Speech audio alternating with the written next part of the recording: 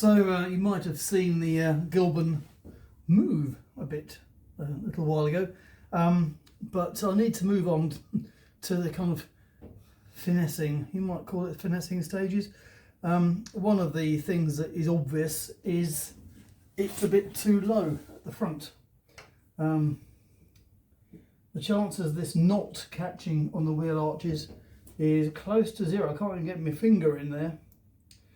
And the ground clearance to the sump is also rather small. So I'm going to raise the suspension up slightly. Now luckily, Gilburn were clever enough, if that's the word, to fit coilovers way back in 1971.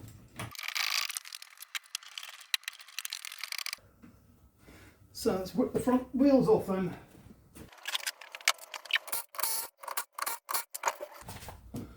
Right,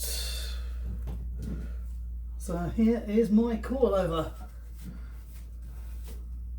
Now I did change the spring on this.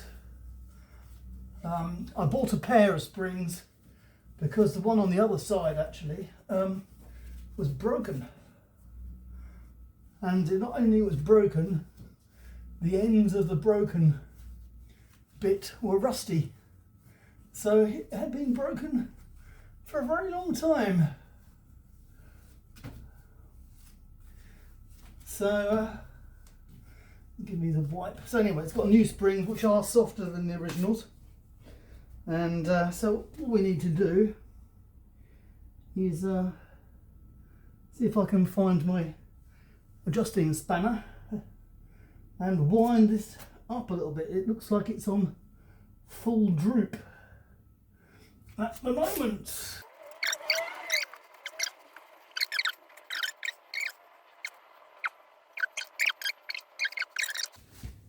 Right, after a bit of a struggle, I got the springs off.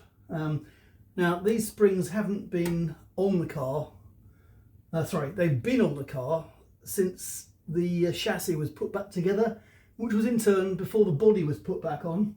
They've been on there a long time. That's probably about 3 years. So excuse me if I don't fully remember exactly what I've done, but one thing I will be doing is putting the long bolts and things back in from the other side from what they were a minute ago. That's why I've had to work so hard at it, because I couldn't get the bolts to come out. Anyway, what have we got now? Let's stand you up.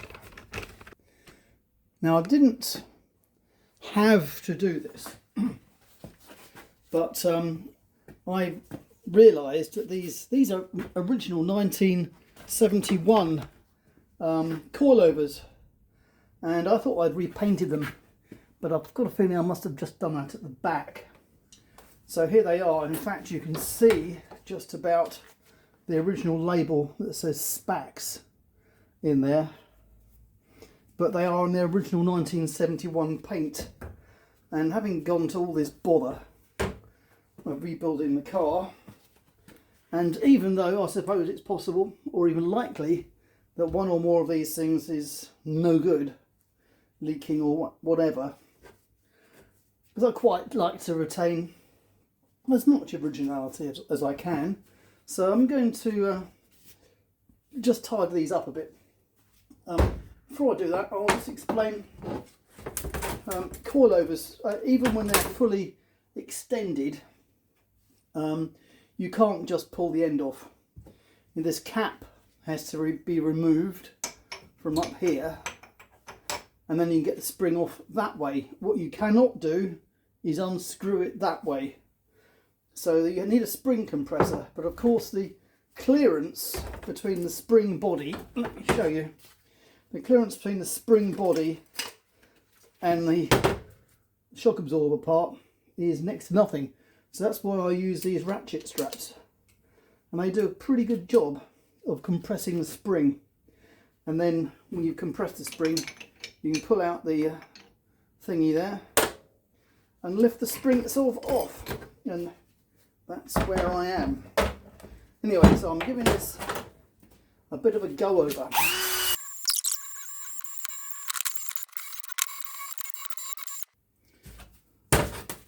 Right, okay. Now what I did, I must have done this at the back only and thought on it at the front. I'm going to paint over this, but I'm going to leave a little window just there to show the remnants of the yellow Spax sticker. But the rest of it is not really good enough. So a paintbrush is required and a thing for opening a tin of paint as well. Last used about 3 years ago.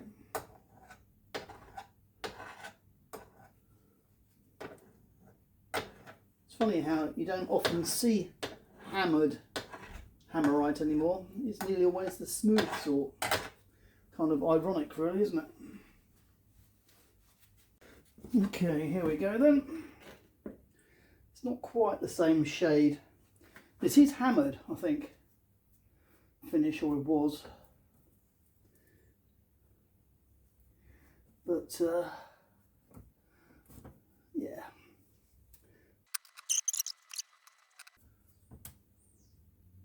Now I definitely remember doing this before. In fact, I think this is probably the only reason I've got this paint, is so that I could do it, but I only did it at the back, it would appear. Unless of course I imagined it and didn't do it at the back either. Of course you don't paint over the threads, do you? That would be silly.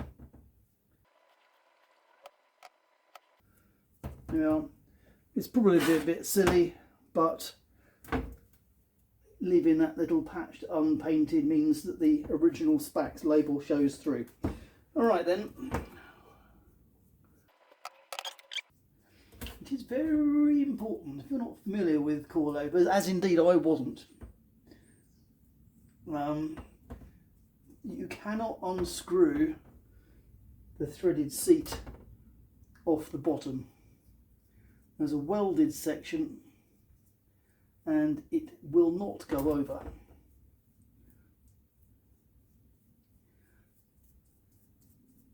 Yes, takes me right back to when I started this project. Let's see how well I can do this. Maybe even zoom you in a little bit. Okay. So I'm going to poke the end of the strap. It's easier to do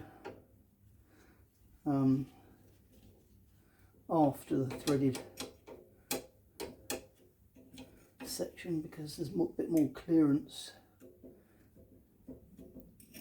And as you get down, the shock body gets progressively thinner. There it is, nearly at the end. You can get rid of any twists by sort of pushing it up and down. Right, it should be easy from here on. And it's also a good idea, I think, to get as much of the length of the spring as possible. And the amount that's possible in this particular case is not quite to the end because it gets slimmer. The gaps between the springs get slimmer as you get closer to the end. So that's one side. Okay.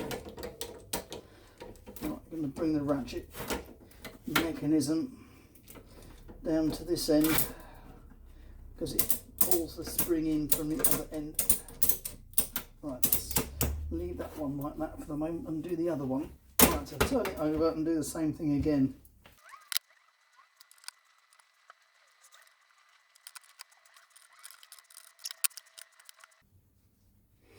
And now that's twisted, you can sort such things out with a bit of slip and slide. There it goes. Okay, and again we're going to move the ratchet mechanism as far as this way as possible.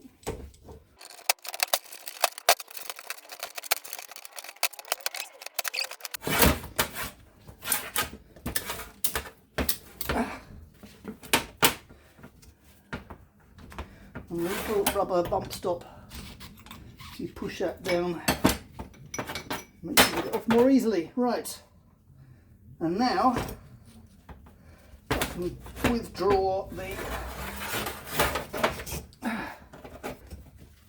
there we go. Okay.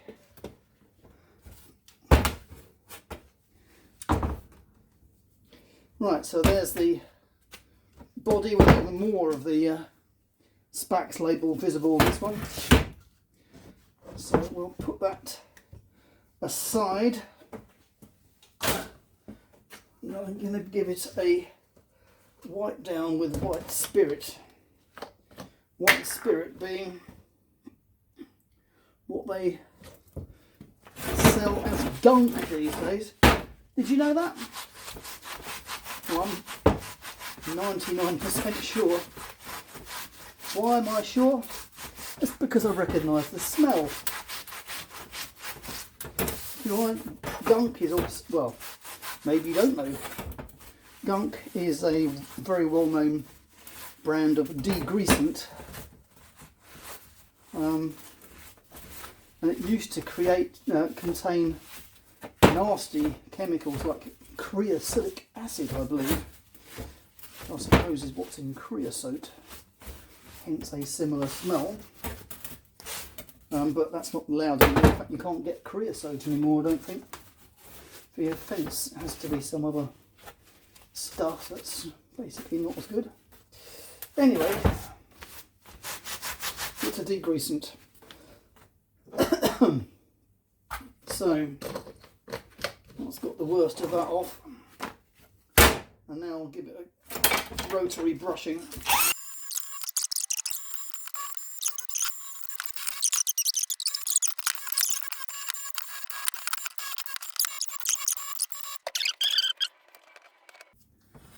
And after all this, of course, we can then adjust the ride height, which is what this was supposed to be about. But I can confirm they were on their very lowest setting. I can also confirm that the, I can't remember what the poundage on the springs actually is. Actually, I could possibly examine them in a second to see if there is any writing, but I do remember choosing softer ones because the Jaguar AJ30 engine should be quite a bit lighter than the original Ford Essex.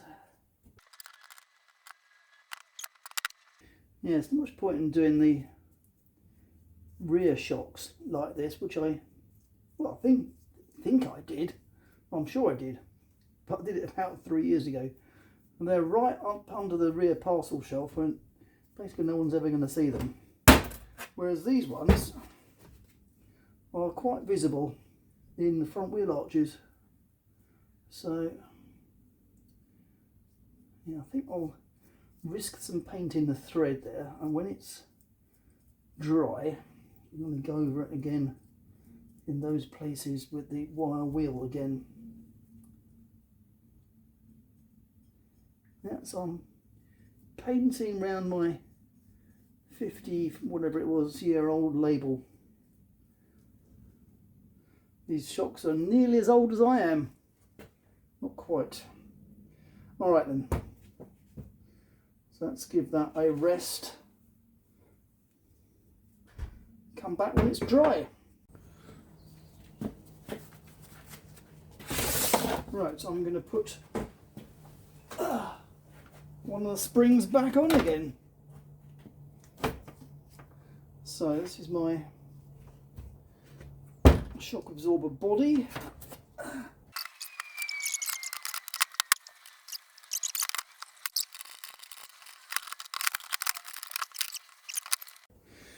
Right, okay, I'm putting these back on again now.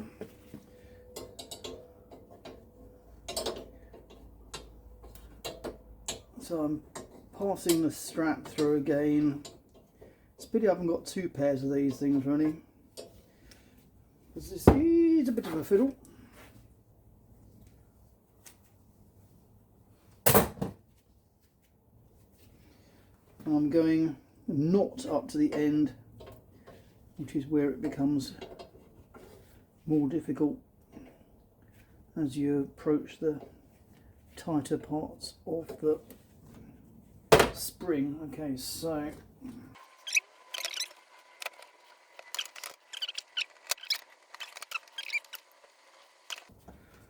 let's wind it up. And having got it started, I shall now do the other one.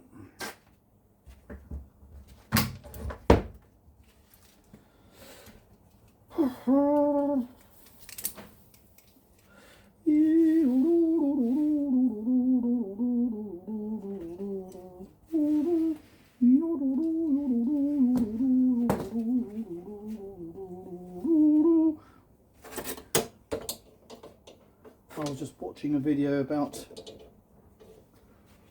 Hocus Pocus by Focus, which is now in my head, of course.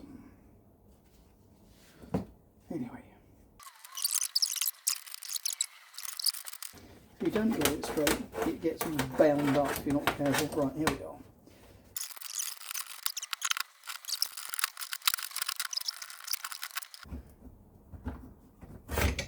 There we go. Now it's in place. Right, now as you saw earlier, releasing this thing is a bit dangerous, to be honest with you. So what you mustn't do is push this thing right up and it all lets go in one go. But what you can do is let a little bit go at a time.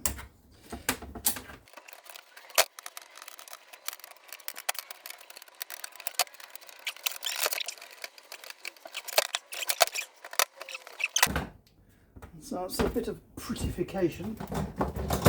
Now about that spring height, which was actually the basic reason we were here in the first place.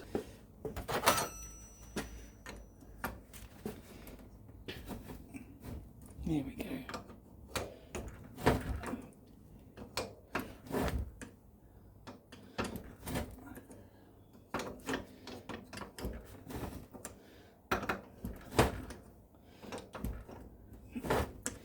I think I'm going to go up by about an inch, which actually, no, an inch is too much. Inch is almost the full usable length of this thing. I think we have actually got leverage, because of course the springs don't sit at the end of the wishbone. Let me have a quick look. Yeah, they're about 2/3 of the way up. So if I want to get an inch upwards, I'll probably need to come up by 2/3 of an inch. Is that right? If the end of the wishbone is 2/3 of the way out to the wheel, then 2/3 of the height difference is what I need. Yeah, I think that's right actually. So 2/3 of an inch then. And considering, well, the other one at least was right at the bottom, these have got moved. They were around about there, so that's about, well, that's probably less than half an inch actually.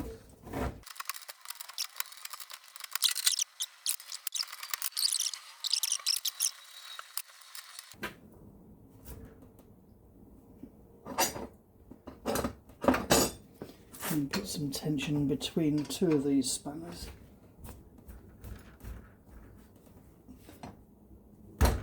Okay. Alright, so to create some precision left to right, let's count the threads. I'm counting the ridges, I think. 1, 2, 3, 4, 5, 6, 7, 8, 9, 10 and a fraction. Alright, so let's do the other one the same.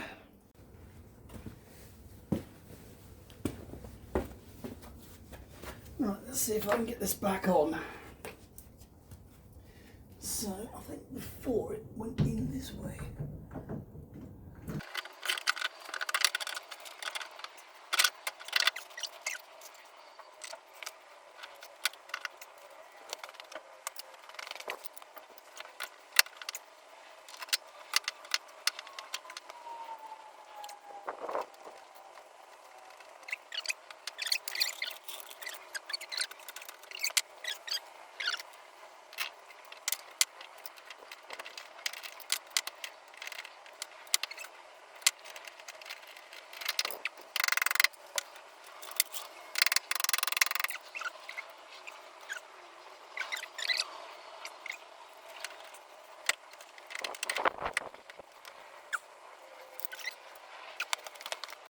So I think that ride height looks perfectly sensible, actually. It's a little bit higher at the front. It's about the same height as it is at the back, which I haven't adjusted. And obviously that's increased the ground clearance a little bit as well.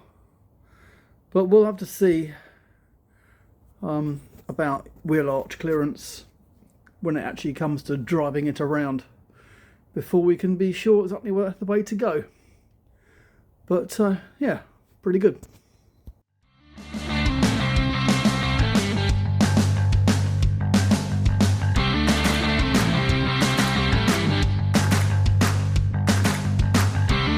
If you got as far as this, thanks very much for watching. And in case you haven't already, please do consider subscribing. That would be really encouraging for me. So catch you on the next one.